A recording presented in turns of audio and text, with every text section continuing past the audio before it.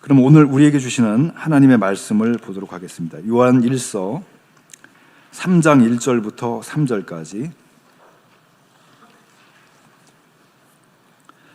요한 1서 3장 1절부터 3절까지 보겠습니다.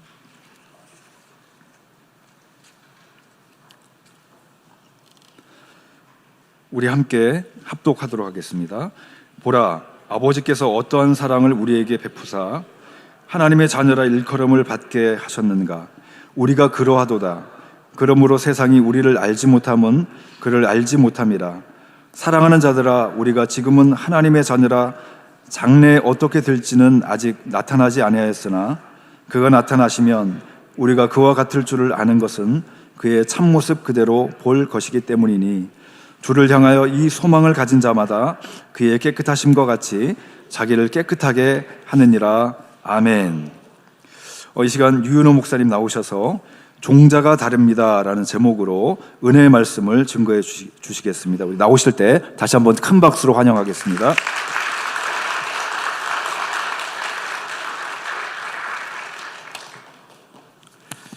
말씀 듣기 전에 잠시 기도하겠습니다. 하나님 아버지, 이 시간 지성소에 들어와 하나님의 거룩한 임재 앞에 함께 모인 사랑하는 성도들 심령에 역사하셔서 우리의 마음의 문도 열리게 하여 주시옵소서. 하나님의 음성이 들리게 하시고 주의 말씀이 우리 안에서 역사하사 우리를 새롭게 하는 능력이 되고 도전이 되고 은혜가 되는 시간 되게 하여 주시옵소서. 주 예수님 이름으로 기도드립니다. 아멘. 교회를 다니는 사람을 기독교 신자라고 보통 그래요, 사람들이. 그래서 기독교인들은 옛날에는 이게 교회 다니는 사람들이 이렇게 표가 났어요, 구분이. 왜냐하면 주일날 성경책을 끼고 교회를 가고, 그때 당시에는 제가 어린 시절에는요 성경책도 두꺼웠어요. 구약과 신약이 함께 있지도 않았어요. 구약은 두껍고 신약은 좀 얇고 성경책 따로 있고, 들고 다니는 것이 무거워 보일 정도로 그런 성경책을 끼고 주일이면은 가족이 함께 가기도 하고 혼자 가기도 하고, 저 사람 교회 다니는 사람이구나, 기독교 신자구나, 그런 구분이라도 있었어요. 근데 요즘은요 인쇄술이 발달하고 종이 만드는 기술이 발달하면서 성경책이 점점 얇아지더니 구약 신약 합쳐졌죠? 찬송가까지 합쳐졌죠? 요만해졌어요. 가볍고 편하게. 근데 그것도 갖고 올 필요가 없어요. 교회에 오면 다 띄워주잖아, 자막에. 성경 다 띄워져, 노래 가사 다 띄워져. 그러니까 오는 거야. 그러니까 저 사람이 주일날에도 교회를 가는 사람인지 어디 친구 만나러 가는 사람인지 구분도 안 돼. 오늘 우리 시대의 기독교인의 문제가 뭐냐면 구분이 안 된다는 겁니다. 어떤 통계에 보니까요, 몇 년 전 통계인데 심지어 교회 안에 여론조사를 해봤더니 기독교인이 이혼율이 일반인보다 높게 나온 경우가 있었어요. 계속 그러지는 않았을 겁니다. 아마 한때 이게 뭐예요? 기독교인이 세상과 다르고 불신자와 다른 것이 분명히 있을 텐데 어떻게 이렇게 되었는가? 오늘날 또 이렇게 코로나가 오면서 그나마 교회 오는 발걸음을 막아버렸네요. 그래서 다 가나안 신자가 되었다고 그래요. 가나안은 거꾸로 하면 안 나가 신자. 그 다 가나안 신자가 돼서 집에서 영상으로 예배를 드려요. 지금 영상으로 예배 드리는 분 계시죠? 예, 형편이 나올 수 없는 형편이 되시고 또 거동이 불편하신 그런 어르신들도 있을 것이고, 그럴 경우에는 드려도 되지만은, 그러나 이제 코로나도 해제가 되고 정부에서도 규제를 풀고 했으니까 모여야 돼요, 교회는. 왜냐하면 이 모임 중에 거기 하나님의 임재가 있는 거예요. 이 교회의 신비라는 게 뭐냐면 이 그리스도의 몸으로서의 교회는요, 이 모임입니다. 하나로. 그래서 두세 사람이 내 이름으로 모인 중에 나도 그들 중에 있느니라. 그들 중에 나도 그들. Among them, among us. 그러니까 우리가 이렇게 함께 모이는, 성령님은 우리 안에도 계시지만 하나님의 임재 역사는 함께 모여 있는 그룹, 모임, 여기에 하나님의 역사가 있는 거예요. 보세요. 은혜를 받았다고 했을 때 혼자 받는 경우도 있지만 많은 경우에는 함께 모여서 예배를 드리다가, 청소년기 같은 때 시절에는 이제 수련회 하다가 모임 중에 예배하는 거예요. 모임이 여기 신비한, 왜냐하면 우리가 함께 지금 지성소에 들어와 있는 거거든요. 하나님의 거룩한 임재 앞에, 하나님은 영이시기 때문에 눈에 보이진 않지만은 지금 우리가 하나님의 말씀을 대언자를 통해서 듣는 것입니다. 그래서 우리가, 제가 설교 제목을 종자가 다릅니다 그랬어요. 여러분, 과일 하나를 먹어도 맛이 달라.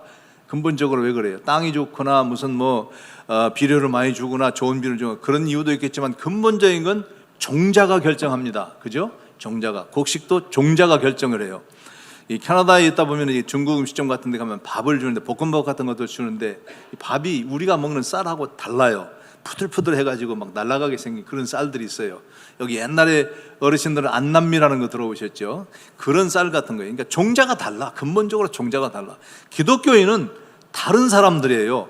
교회라고 하는 말을 우리가 교회 그러면 보통 이렇게 무슨 건물 생각하고 그러는데, 교회는 믿는 사람의 무리, 믿는 사람의 집단을 교회라고 합니다. 우리가 교회예요. 지금 이렇게 사람이 교회야. 사람, 저와 여러분이 이렇게 함께 모여 있으니까.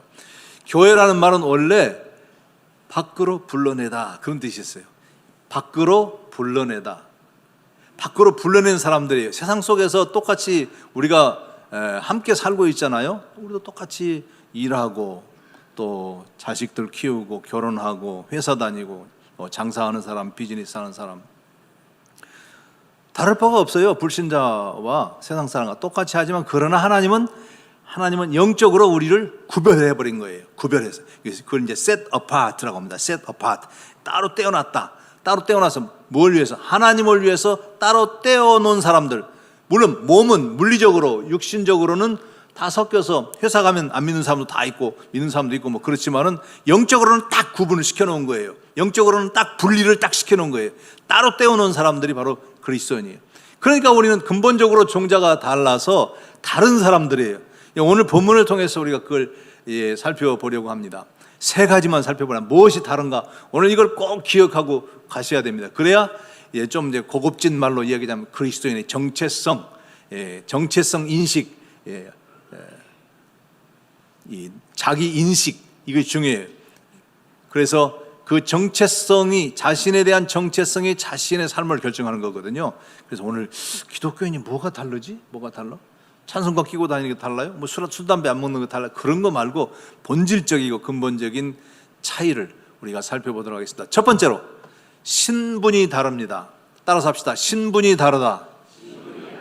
신분. 이 사람의 신분이 어떤 신분인가 봅시다. 1절. 보라, 아버지께서 어떠한 사랑을 우리에게 베푸사 하나님의 자녀라 일컬음을 받게 하셨는가. 우리가 그러하도다. 그러므로 세상이 우리를 알지 못하면 그를 알지 못함이라. 사랑하는 자들아, 우리가 지금은 하나님의 자녀라. 그 2절 첫 번째, 사랑하는 자들아, 우리가 지금은 하나님의 자녀라. 그 말은 우리가 지금 벌써 예수님을 이 서신이 지금 예수 믿는 사람들에게 보낸 서신이잖아요. 요한 사도께서 예수 믿는 사람들한테 편지를 보내면서 우리가 지금 이미 벌써 예수님을 믿기 때문에 이미 하나님의 자녀다, 그 말이에요. 그러니까 우리가 어떻게 하나님의 자녀가 된다고 성경이 말하고 있습니까? 요한복음 1장 11절에 영접하는 자, 곧 그 이름을 믿는 자들에게는 하나님의 자녀가 되는 권세를 주셨으니 그랬어요. 영접이 뭐예요? 영접, 이게 모시는 거예요. 오늘 아침 일찍 제가 KTX를 타고 왔는데 우리 장모님이 일찍 나오셔가지고 대합실에까지 오셔가지고 저를 이렇게 만났어요. 거기서 또 전화를 딱 걸어가지고 제 사람이 맞는 것 같은데 길까 아닐까 전화를 딱 걸었는데, 내가 전화를 딱 받으니까 접선이 딱 됐어요. 간첩 접선하듯이 딱 이렇게 저를, 아이고 목사님 어서 오십시오, 이렇게 맞아 드리는 거, 맞아 주시는 거, 그리고 장로님 차에 타게 해주시고 이렇게 받아들이는 것이 영접이에요. 그러니까 여러분들은 다 예수님이 우리 죄를 위해서 돌아가신 나의 구주이시고 하나님의 아들이심을 다 받아들이신 거예요. 믿음으로 믿는 거예요. 이것이 영접이에요. 그런 사람은 뭐가 됐다고요? 하나님의 자녀가 됐다는 거예요. 여러분들은 다 하나님의 아들과 딸입니다. 하나님의 아들, 딸. 이것이 가장 근본적인 차이입니다. 예수 믿으면 이 구원에 대해서 생각할 때 구원을 너무 좁게 옹졸하게 생각해서는 안 돼요. 구원이라고 하는 것이 구원받았다, 나 예수 믿고 구원받았어, 그러면 구원받은 것이 뭐냐? 이제는 지옥 안 가고 심판 안 받고 형벌 안 받고 그런 것을 구원으로 생각하는 거예요. 근데 구원은요, 그 정도가 아닙니다. 구원에 대해서, 구원을 예표적으로 우리에게 보여지는 구약 성경이 바로 출애굽기입니다. 이스라엘 백성들이 애굽에서 나온 것이 출애굽기고, 출애굽기 보면 3단계가 있어요. 구약의 역사로, 이스라엘 역사를 보면 3단계 뭐냐면, 첫 번째로는 해방이에요. 해방. 구원은 해방입니다. 뭐냐? 노예처럼 애굽에서 붙잡혀서 노예 생활을 하고 고된 노동을 하고, 아들이 나면 살리지도 못하고 다 죽이라고 그랬고, 얽매여 살고 눌려 살고 짓밟히고 살고 고통당하고 살고 채찍맞고 살고, 이런 생활에서 벗어나는 것이 구원입니다. 우리가 예수 믿기 전에는 죄에 매였죠. 세상에 매였죠. 참 기쁨도 평안도 안식도 행복도 모르고 그렇게 살았습니다. 그런데 죄책감에 살았습니다. 죄에 눌려 살았습니다. 죄를 지어서가 죄인이 아니고 죄인이기 때문에 죄 가운데 살 수밖에 없는, 죄 가운데 살았던 이것에서 해방이 되는 거예요. 그래서 그리스도 예수 안에 있는 자에게는 결코 정죄함이 없나니, 죄와 사망의 법에서 생명의 성령의 법으로 옮겼다 그랬어요. 우리는 이미 해방이 된 사람들이에요. 그러니까 지옥 안 가는 거 맞아요.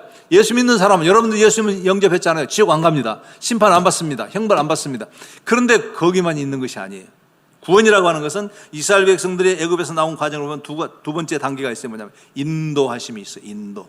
자, 딱 나왔는데 광야예요. 먹을 거 없어요. 물 없어요. 막 뱀이, 독사가 있고 맹수들이 있고 벌레들이 있고 이 죽을 노릇이에요. 그런데 하나님께서는 그들을 구름 기둥, 불 기둥으로 보호하시고 인도하시고 갈 길을 앞서 행하시고 먹을 것을 주시고 만나를 내려주시고 반석을 쪼개서 물을 먹게 해주시고, 그것이 인도하심. 구원이라고 하는 것은 마치 무슨 독립군이 자기 자식 놔놓고 자기는 독립운동한다고 나가가지고 자식들은 혼자서 엄마하고 고생하고 살게 하시는 것이 아니에요. 하나님은 우리를 거듭나게 하셨을 뿐만 아니라 우리의 삶을 인도하시고 날마다 우리의 일용할 양식을 주시고 먹여주시고 입혀주시고. 이스라엘 백성들이 40년 돌아다녔는데요, 성경에 보면 발이 부르트지 않고 신발이 헤어지지 않았다고 그랬어요. 여러분, 이 신발, 요즘 신발 기술은 참 좋아서 오래 잘 신고 그렇죠. 근데 옛날에는 신발도 잘 떨어졌어. 그런데 이스라엘 백성들이 40년을 돌아다녔는데 신발이 닳아지지 않고 발이 부르트지지 않았다. 이건 하나님의 특별한 보호하심입니다. 바로 그렇게 인도하시는 거예요. 하나님의 백성들을 죄로부터, 죄와 사망으로부터 해방시켜 주신 것뿐만 아니라 하나님께서는 그 백성들의 삶의 필요를 공급해 주시고 적으로부터 지켜주시고 보호하시고 인도하시는 것, 이것이 구원이에요. 그런데 거기까지가 구원이 아니에요. 그 광야 생활을 거치고 이제 요단강을 건너서 여리고성을 정복하면, 오늘 여리고 노래 불렀죠? 여리고성 정복 깜짝 놀랐어요. 얼마나 군인들이 부르는 것 같아. 막 정신이 번뜩 들게 여리고성의 그 승리를 노래했는데, 여리고성부터 시작해서 가나안 땅을 정복하잖아요. 그래서 거기서 정착, 승리, 최후 승리, 정복정의 전쟁에서 승리하는, 여기까지가 구원입니다. 그러니까 우리가 죄로부터 해방됐어요. 심판받지 않아요. 그런데 이 험한 세상 아직 살아야 돼. 유혹도 많고 도전도 많고, 이 험한 세상을 하나님이 우리를 날마다 품에 안으시고 우리와 동행하시고 눈동자처럼 보호하시고 구름기둥 불기둥으로 우리의 삶을 인도하시고 계세요. 그리고 마지막 날에 저 천국에, 가나안 땅이 물론 천국은 아니에요. 그러나 그림자처럼 예표로 보여주는 거예요. 그렇게 정복 전쟁을 마치고 승리해서 독차지하는 영생 복락을, 이게 우리의 구원입니다. 그러니까 하나님의 자녀에 대해서 이런 구원의 은총을 베풀어 주시는데, 이것을 구약에서는 한 단어로 표현하고 있는데, 그걸 헤세드라는 단어가 있어요. 헤세드라는 말을 성경에는 어떻게 번역이 됐냐면 자비, 인자, 인애, 긍휼, 여러 가지 단어로 한글 번역에서는 번역이 됐는데, 그만큼 이 단어가 가지고 있는 그 내용이 풍부해요. 헤세드라는 말은 뭐냐면 언약적 사랑입니다. 그래서 신약의 아가페 사랑하고 조금 뉘앙스가 다른데, 언약적 사랑은, 언약이라는 건 계약의 계약. 서로 맺은 계약은 쪼개질 수가, 파기될 수가 없어요. 그래서 이 계약을 맺었기 때문에 보장이 되는 거예요. 이게 하나님의 사랑이에요. 그래서 그 말을, 헤세드를 한 마리로 그 사랑을 정의하자면 끝까지 책임지시는 사랑이에요. 그러니까 한 번 구원받은, 예수 믿고 건진받은 백성들은 지가 이게 뒤집어졌다 엎어졌다 별일이 다 일어나지만, 아니에요? 저는 그러던데, 예수 믿고 그냥 은혜 받아서 순탄하게 죄 없이 흠 없이 곱게 살다가 신앙생활 하던가요? 뒤집어지고 엎어졌다, 죄송합니다, 내가 주일날 이런 용어를 써서 지랄을 하고 산단 말이에요. 그 경북대 모 교수가 그 책을 썼어. 그 책 내용 중에 지랄 총량의 법칙이라는 게 있대. 지랄 총량의 법칙. 왜냐하면 사람이 누구나 지랄하는 건 양이 똑같대. 근데 어떤 놈은 어린 시절에 그 속썩이고 청소년기 때 방황하고 그 지랄을 다 떨어버려. 어떤 놈은 청년기 때 그냥 이 여자 만나고 저 여자 만나고 바람 다 피우고 그냥 대학도 못 가고 지랄 다 해. 어떤 사람은 중년에 잘 모범생이고 학교 잘하고 잘 다니고 대학 잘 들어가고 직장 잘하고 잘하다가 잘 가정생활하다가 중년에 또 이게 바람이 나가지고 문제를 일으키는. 그런가 하면 어떤 사람은 노년이 쭉 마지막 말 망발을 부르는 거예요. 성경도 보니까 히스기야 왕이나 아사 왕이나 이 경건한 왕들이 노년에 실수를 하더라고. 예? 솔로몬도 노년에 여러 여자들을 데려다가 그냥 그 우상까지 같이 데려다가 나라를 그냥 우상 나라로 만들었잖아요. 다 노년에 실수한 거야. 그러니까 이 교수의 이론은 뭐냐면 이게 다 똑같아. 어려서 지랄하는 놈, 젊어서 지랄하는 놈, 늙어서 지랄하는 인간은 다 똑같다. 결국 하나님의 은혜로 우리가 천국 가는 거지. 무슨 뭐 노년이 경건을 보장하지 못합니다. 여기 연세 드신 분들이 많은데 잘 기억하십시오. 노년이 경건을 보장하지 못합니다. 신앙의 연륜이 경건과 성결을 보장하지 못합니다. 이게 인간입니다. 그런데 그 모든 과정 속에서 하나님이 포기하지 아니하시고 끝까지 책임을 지시는 사랑이다 이 말이에요. 여러분 자녀를 사랑하잖아요. 부모가 자녀를 사랑하는데 심지어 자녀가 죽을 일이 있는데 부모가 대신 죽으면 자녀를 살릴 수 있다 그러면 대신 죽을 부모도 많을 거예요. 그 정도로 사랑하지만 부모가 자기 자녀의 인생과 운명과 미래를 부모가 책임을 못 져요. 책임질 수가 없어. 무능해서. 근데 하나님은 우리의 구원을 책임을 지시는 거예요. 아들, 딸 삼으시고 포기하지 아니하시고 끝까지 책임져 주실 줄 믿습니다. 우리가 신분이 달라요. 신분이 하나님의 아들, 딸이에요. 그러니까 기본적으로 우리는 예수 믿고 거듭나서 새 생명이 들어와서 하나님의 자녀가 되었지만 아직은 죄의 습성과 죄의 본성이 남아있단 말이에요. 그래서 우리가 실수하고 뒤집어지고 그러지 않아요. 그렇지만 하나님이 책임지셔서 끝까지 우리는 천국 가고야 말 것입니다. 할렐루야. 그리고 이제 구원에 있어서 두 가지를 이해하셔야 돼요. 구원에는 두 가지 요인이 있어요. 두 가지 요인. 구원이 될 수 있는 근거가 되는 요인. 하나는 그걸 효력인이라고 하고 또 하나는 도구인이라고 합니다. 효력인은 뭐냐면 이 구원을 얻는데 효력을 발생시키는 요인이 있다는 거죠. 어떻게 구원이 발생되느냐? 그게 바로 십자가의 보혈입니다. 고린도후서 5장 21절에 보면 하나님이 죄를 알지도 못하신 이를 죄로 삼으신 것은 그 안에서 우리로 하여금 하나님의 의가 되게 하려 하심이라 그랬어요. 자, 죄를 알지도 못하시는 이는 예수님이에요. 죄를 알지도 못하시는 예수님을 죄로 삼았다는 것은 죄의 제물을 삼았다는 거죠.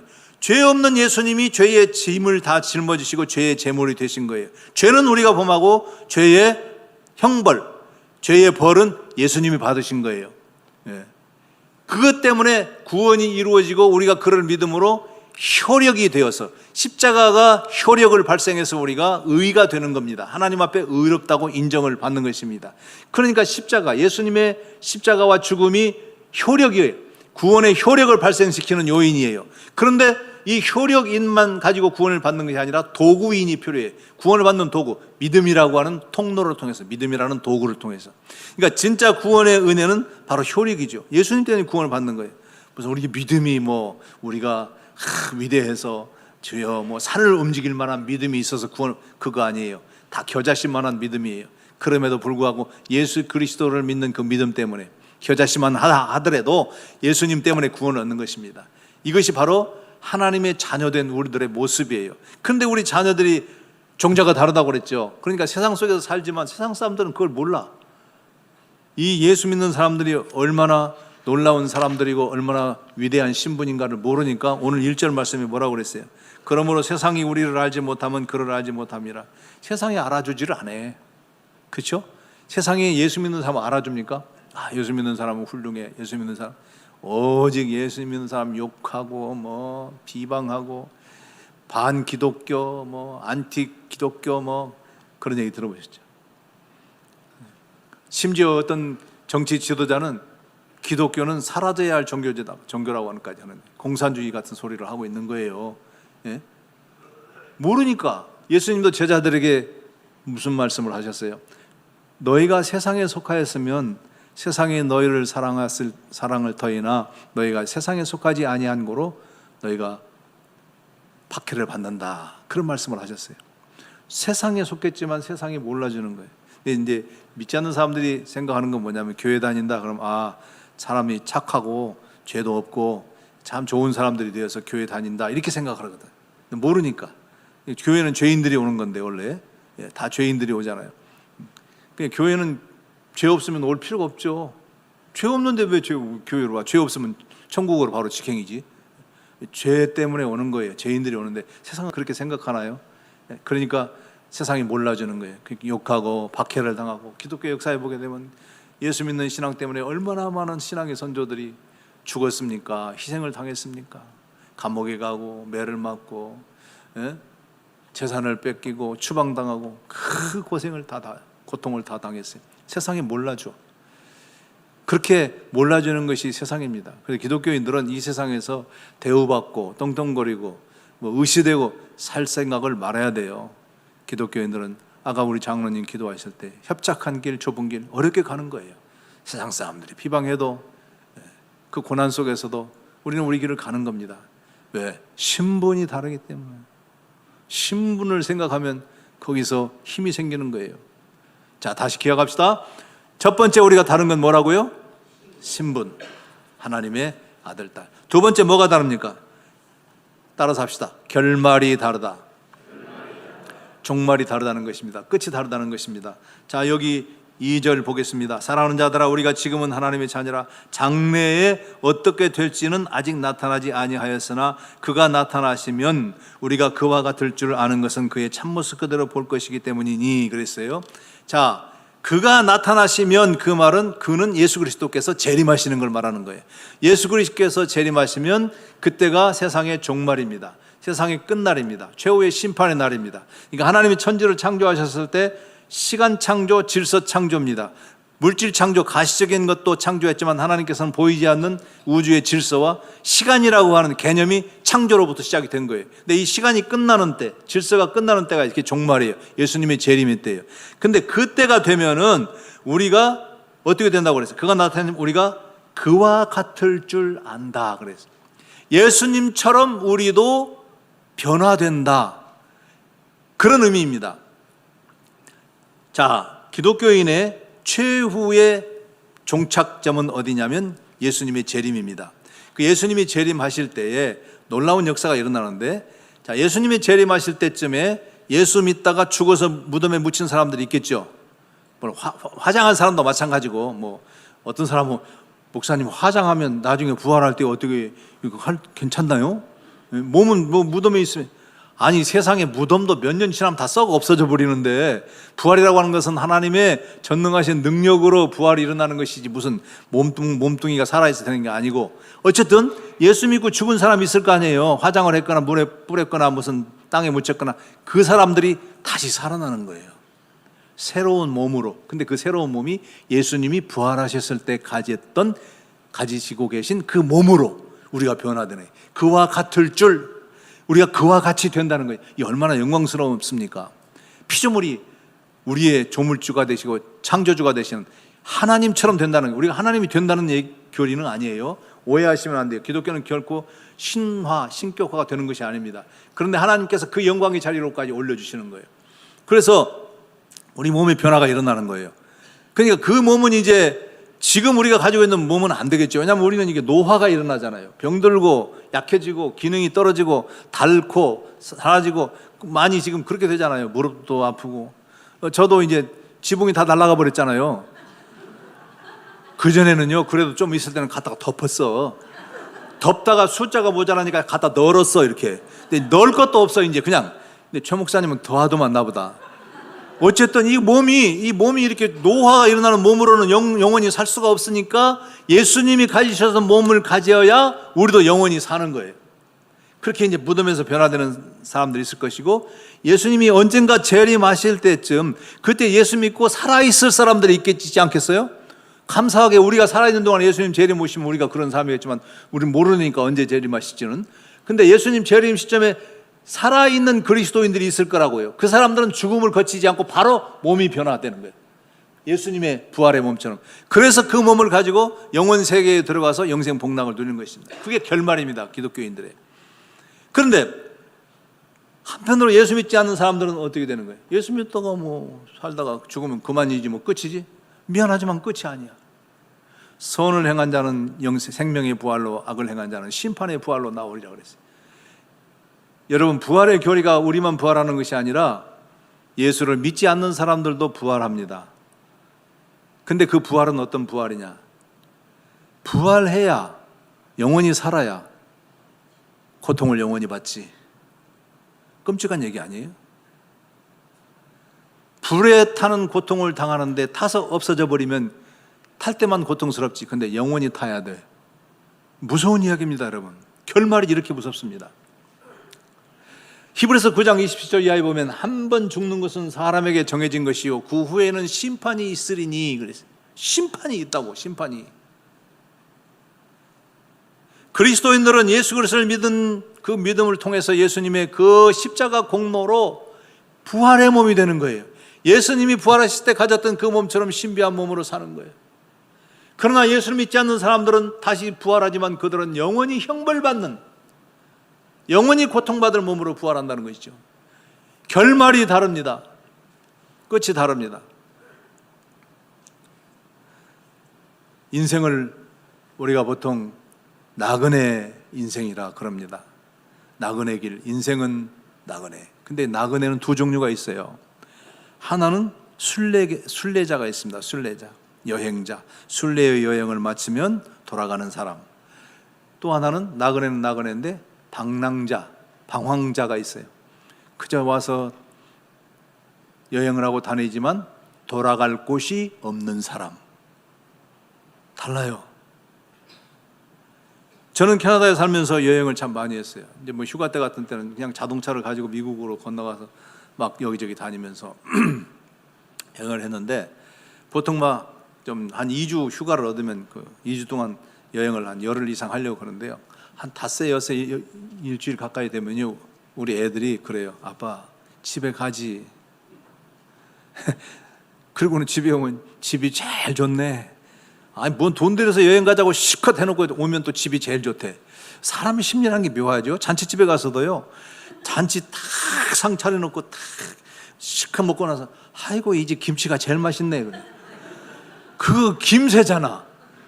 음식 실컷 대접해서 실컷 다 정성껏 이 요리 저 요리 다 신경 써서 유튜브 봐가면서 다 했는데 먹고 나서 아이고 이 집 김치가 제일 맛있네. 근데 사실은 김치 사다 놨거든.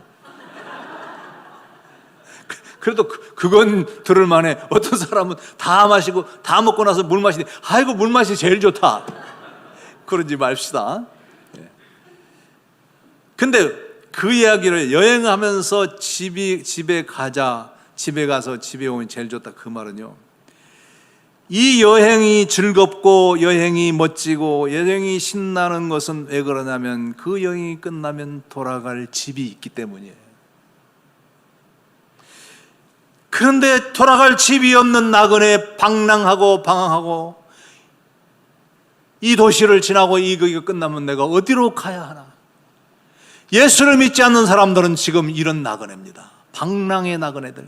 그러니까 술에 빠지고 마약에 빠지고 무슨 섹스에 빠지고 이러고 살잖아요. 갈 곳이 뭡니까? 어떻게 될지를 모르니까. 우리는 결말이 다릅니다. 사랑하는 여러분, 우리가 인생길 나그네 길을 마치는 그 다음에 우리에게는 돌아갈 집이 있습니다. 우리를 기다리는 아버지가 계십니다. 빌립보서 3장 20절 오직 우리의 시민권은 하늘에 있는지라 거기로부터 구원하는 자 주 예수 그리스도를 기다리느니 그는 우리의 낮은 몸을 자기 영광의 몸의 형체와 같이 변하게 하시리라. 그 부활을 말하는 거예요. 그냥 우리가 몸의 부활, 이 몸이 예수님처럼 되는 이 결말을 바라보고 사는 거예요.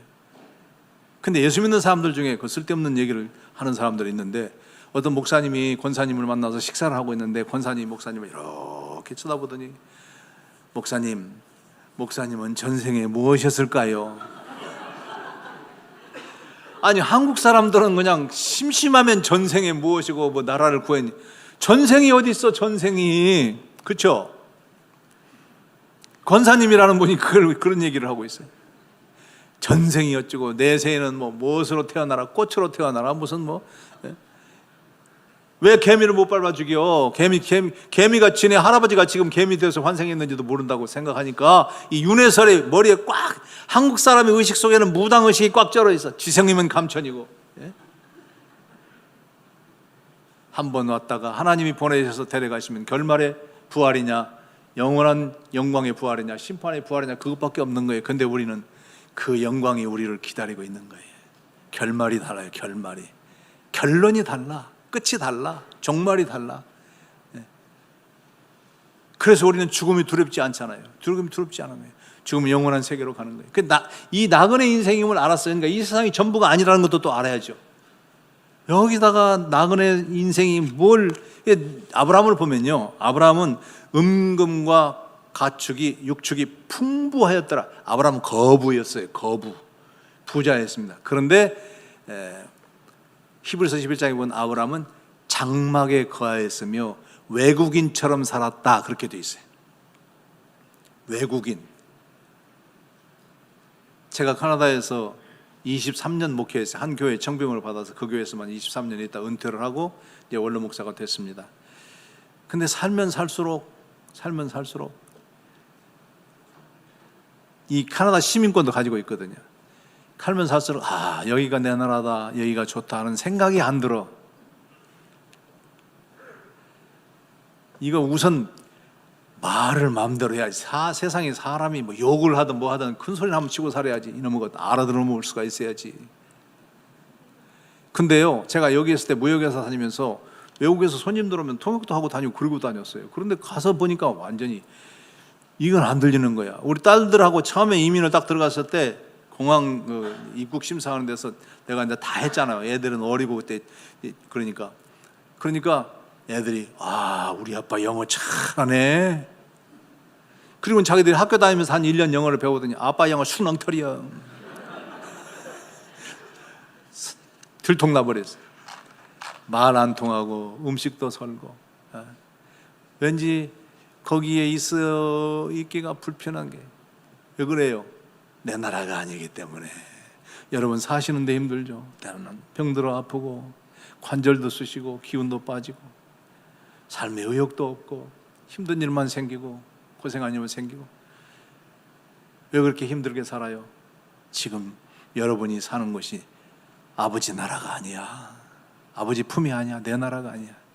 잠깐 후면 그 영원한 나라의 부활의 몸으로 예수님이 변화된 그 몸처럼 그 몸을 가지고 영생의 나라, 영광의 나라에 들어갈 줄로 믿습니다.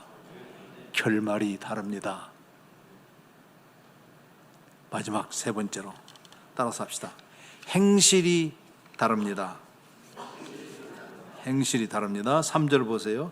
주를 향하여 이 소망을 가진 자마다 그의 깨끗하심과 같이 자기를 깨끗하게 하느니라. 주를 향하여 이 소망이 뭐예요?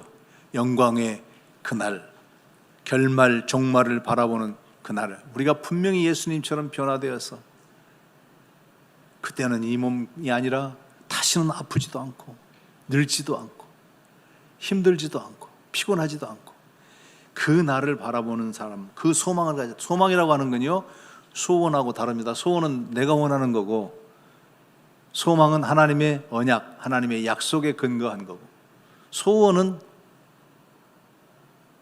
우리의 소원은 뭐예요? 통일 나와야지. 그거 됩니까? 모르지. 언제 될지는 모르겠고. 소원은 되는 것도 물론 있겠지만 안 되는 게 대부분이에요. 소망은 틀림없어요. 왜? 하나님의 약속에 근거하는 거니까. 근데 우리는 이 소망이 있어. 영원한 영광으로의 소망이 있기 때문에 그 소망을 가진 자들은 어떻게 한다고 그랬어요? 그의 깨끗하심과 같이, 예수 그리스도의 깨끗하심과 같이 자기를 깨끗하게 하느니라. 예수님 우리 찬양했죠. 예수님의 성품이 나의 인격이 되고. 행실이 달라야죠. 기독교인은 오해하시면 안 돼. 행실이 다르고 바르게 살고 도덕적으로 살고 틀림없이 살고 죄 안 짓고 살아서 천국에 가는 게 아니에요. 그게 구원에 대해서 지금 오해하시는 분들이 많더라고. 또 어떤 권사님도 목사님이 권사님 오늘 돌아가셔도 천국에 가실 자신 있죠? 그럼 여러분 뭐라고 대답해야 되겠어요? 근데 권사님이 뭐라고 얘기하냐? 글쎄요, 너무 부족해서요. 이거 오늘 분명히 하고 갑시다. 글쎄요, 부족해서요. 그 말은 겸손의 말이 아니라 가장 교만한 말입니다. 그 말은 무슨 말이냐면 지금 부족한데 내가 더 좀 열심히 잘하고 교회도 봉사도 많이 하고 다 바르게 살고 정직하게 살고 경건하게 살고 그러면 천국에 갈 수 있을 것인데 지금은 아직 거기까지는 못 간 것 같아요. 그러니 내가 그렇게 해보겠다는 거예요. 됩니까?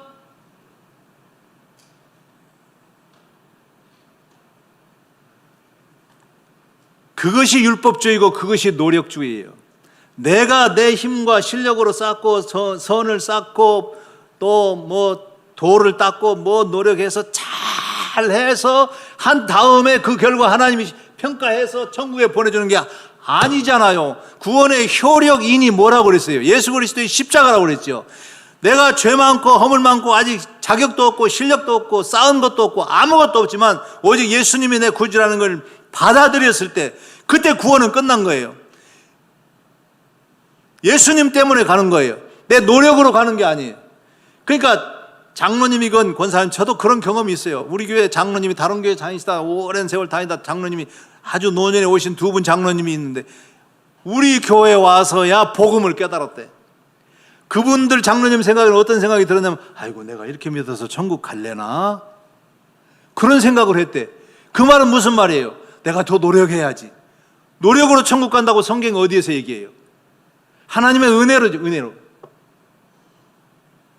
근데 은혜로 구원받은 사람이 또 여기는 보면 또 행실이 달라야 된다고 그러는데 깨끗하다고 그러는데 자, 제가 한 예화를 들을게요. 잘 들으세요.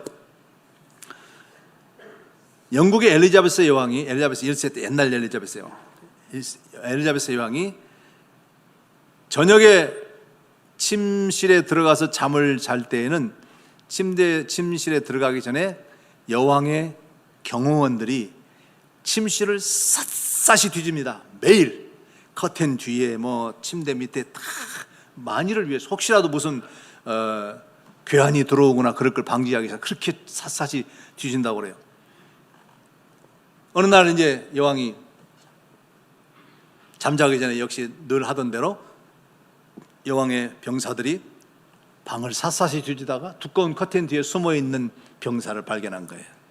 괴한이 숨어 들어왔던 거예요. 여왕을 죽이려고 칼을 품고 있었던 거예요. 잡혀서 당장에 잡혀 끌려 나왔죠. 그럼 어떤 연유로 그렇게 돼서 어떻게 했는지는 자기가 모르지만은 여왕이 이제 그 여왕 앞에 무릎을 꿇려놓고 그 여왕을 죽이려고 했던 그 병사는 그러면서 그때야 회개를 하는 겁니다. 후회를 하는 겁니다. 여왕 폐하, 제가 죽을 죄를 지었습니다. 그러면서 이 병사가 하는 말이 폐하, 은혜를 베푸셔서 저를 살려주시고 용서해 주십시오. 이놈이 간땡이가 부은 게 아니라 간이 옆으로 삐져나왔어. 보통 우리는 어떻게 해갑니까? 한국인의 정서는 전하 죽여주시옵소서. 속으로는 뭐라고 생각하겠어요? 속으로는. 근데 죽여주시옵소서 그러잖아요. 이 병사는 여왕 폐하, 은혜를 베푸셔서 저를 살려주세요. 여왕이 들어보니까 기가 막힌 거예요. 여왕이 묻습니다. 그 병사에게, 그래, 내가 너에게 은혜를 베풀어 주면 너는 나에게 무엇을 해줄래? 내가 은혜 베풀면 너는 나에게 어떻게 해주겠냐? 잠시 생각을 하더니 병사가 이야기를 합니다. 여왕 폐하, 조건이나 대가를 걸고 베푸시는 것은 은혜가 아니지 않습니까? 하여간 이 간이 큰 놈이요. 조건을 걸고 용서해 주거나 조건을 걸고 은혜를 베푸는 것은 베푸는 것은 은혜가 아닙니다. 맞지? 여왕이 현명한 자예요. 생각해 보니까 맞아. 좋다. 내가 아무 조건 없이 너를 살려주고 석방한다. 용서한다. 그리고 끝이에요. 그 이후로 이 병사는 일평생 엘리자베스 여왕에게 가장 충성스러운 신하가 되었답니다. 이게 은혜입니다. 하나님은 우리에게 은혜를 베풀어 주셔서 공짜로 아무 조건 없이 구원을 받았습니다. 조건 걸지 않았어요. 너 예수 믿은 다음에는 이제는 바르게 살아야 돼. 예수 믿은 다음에는 뭐 옳게 살아야 돼. 하지 않았어요. 그렇지만 이 은혜를 체험한 사람들은 나 같은 죄인 살리신 주 은혜 놀라워. 그 은혜가 나를 가만히 있지 못하게 하는 거예요. 그래서 그의 깨끗하신 것 같이 또 예수님처럼 내가 변화되어서 그 영광을 함께 누릴 텐데 그 소망을 가진 자들은 자기를 깨끗하게 하느니라. 할렐루야. 이게 은혜와 행실 관계예요.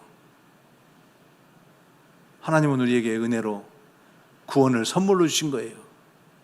그렇지만 그 구원을 받은 사람들은 물론 우리가 하루아침에 이렇게 완전하게 충성하고 완전한 헌신을 할 수 없어요. 그렇지만 여러분이나 저나 생각해 보면 여러분 우리가 옛날 예수 믿기 전에 비교하면 많이 변했죠. 인정할 건 인정해야지, 그죠? 아직도 멀었지만 그래도 옛날에 비하면 대단히 변한 거야. 여기 보니까 옛날 대단한 사람들 많이 있었겠어. 예수 믿었으니까 이 정도 된 거예요. 행실이 달라집니다. 예수님께서 어떻게 우리에게 살라고 그랬어요? 누가복음 9장 23절 이하에 아무든지 나를 따라오려거든 자기를 부인하고 날마다 제 십자가를 지고 나를 따를 것이니라. 제 십자가를 지고 사는 거예요. 이제는 십자가가 기쁨이 되는 거예요. 교회 나가니까 이것도 하지 마라 저것도 하지 마라 이거 해라 저거 해라 모든 것들이 다 짐이 되고 부담이 되고 의무가 되고 책임이 되는 것이 아니라 봉사하면서 기쁘고 헌신하면서 믿고 내 돈 내고 믿고. 목사는 돈 받고 믿는데 여러분 내 돈 내고 믿잖아. 여러분들 믿음이 훨씬 더 좋잖아요. 그게 다 기쁨이 되는 거예요. 십자가를 지는 삶을, 헌신과 희생의 삶을 기쁨으로 여기는 그런 마음이 된다는 거죠. 하루아침에 천사가 되는 건 아니지만 우리의 온 영과 혼과 몸이 우리 주 예수 그리스도께서 강림하실 때에 흠없게 보존되기를 원하노라. 너희를 부르시는 미쁘시니 그가 또한 이루시리라. 하나님 그렇게 이루실 거예요. 여러분들 다. 십자가 지는 사람이에요. 십자가 지기를 싫어해요. 그런데 요새는 중도 십자가 진다잖아요. 어느 절에서 절이 낡아서 새로 짓자고 완전히 다 까부수고 새로 짓기는 부담스러우니까 좀 리모델링, 리노베이션을 좀 하자, 개축하자. 그런데 그것도 건축위원장을 선임해서 해야 되는데 중몇이 둘러앉아서 서로 안 하겠다고. 아이고 스님이 하시죠. 아니요 스님이 적임자지요. 서로 미루다가 한 사람한테 계속 그래도 스님밖에 없습니다 하니까 그 스님이 하면 그러면 내가 십자가를 지지요. 그랬다는 거예요. 행실입니다. 행실. 기독교인들은 세상 사람들은 행실로 보고 평가하죠. 그래서 예수님께서 마태복음 5장 13절 이하에 너희는 세상의 소금이니 소금이 만일 그 맛을 내면 무엇으로 짜게 하리요 후에는 아무 쓸데없어 다만 밖에 버려져 사람들에게 밟힐 뿐이니라. 소금이 없으면 맛을 못 내. 근데 소금은 녹아야 돼. 여러분 음식에 소금 쳐서 맛을 내고 나서 야 소금 맛 좋다 그럽니까? 음식 맛 좋다고 그러지. 자기는 없어지고 자기는 녹아져서 다른 것을 이 세상을 만나게 풍요롭게 하는 건 그리스도인이. 그리스도인이 없으면 세상은 소망이 없어요. 그리고 예수님께서 또 한 가지를 말씀하셔서 너희는 세상의 빛이라. 사람이 등불을 켜서 말 아래 두지 아니하고 등경 위에 두나니 이름으로 지원 모든 사람들에게 비쳤느니라. 산 위에 있는 동네가 숨겨지지 못할 것이요 그리스도인은 다 드러나게 돼 있어요. 드러나게. 사람들이 다 지켜보고 있다 그 말이에요.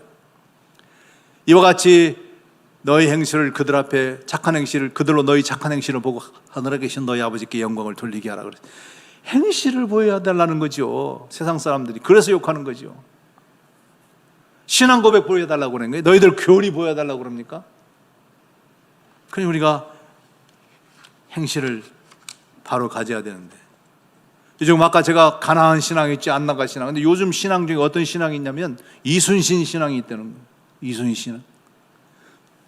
나의 신앙을 남에게 알리지 말라.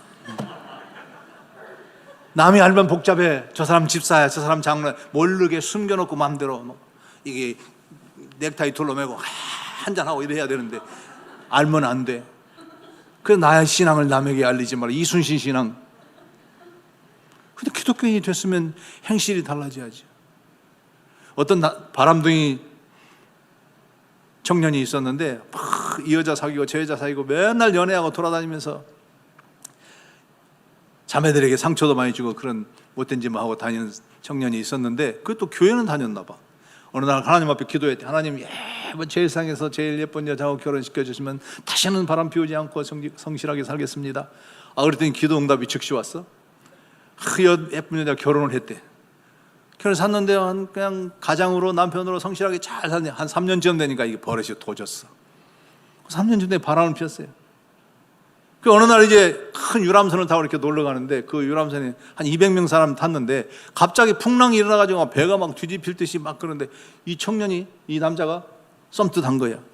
내 옛날에 기도했는데 다시는 바람 피지 않겠다고 했는데 바람 피워서 하나님이 진노하시는가? 이 죄 짓는 놈은 제발이 저리거든. 마음 편하게 못 살거든. 내 하나님의 말씀이 악인에게는 평강이 없느니라. 죄책감 시달리고 고통받는 거예요. 그래서 나 때문인가 그렇게 보다가 이렇게 보니까 배에 200명이나 탔는데 나 때문에 200명 다 죽일 수 있을까? 그랬더니 하늘에서 소리가 들리는 거야. 이놈아, 내가 너 같은 놈 200명 먹으느라고 3년 걸렸다. 행실을 바꿔라. 행실을 바꿔라. 행실을 바꿔야 하나님께서 평가해서 천국으로 맞아준다, 구원을 받는다 얘기가 아니라고 그랬죠. 구원 받는 것은 은혜로 그리스도의 십자가 때문에 믿기만 하면 구원 받지만 그 은혜를 받은 사람들은 아까 엘리자베스 여왕의 병사처럼 그 은혜 때문에 은혜가 눈물이 되고 은혜가 감격이 되고 은혜가 도전이 되고 은혜가 힘이 되어서, 은혜는 힘입니다. 능력입니다. 모든 삶을 이기는 능력이 은혜예요. 은혜 받아야 시험도 이기고 은혜 받아야 죄도 이기고 은혜 받아야 세상도 이기고 은혜로 구원을 받고 그 은혜를 받은 사람들이 그 은혜의 힘으로 자기 행실도 바꿀 수가 있는 거예요. 정리하겠습니다. 딱 정리하겠습니다. 자, 그리스도에는 종자가 다르다. 무엇이 다른가? 첫째로 뭐였어요? 신분이 다르다. 여러분, 하나님의 아들, 딸입니다. 두 번째로는 결말이 다르다. 마지막에 가서 보면 나타나는 거예요.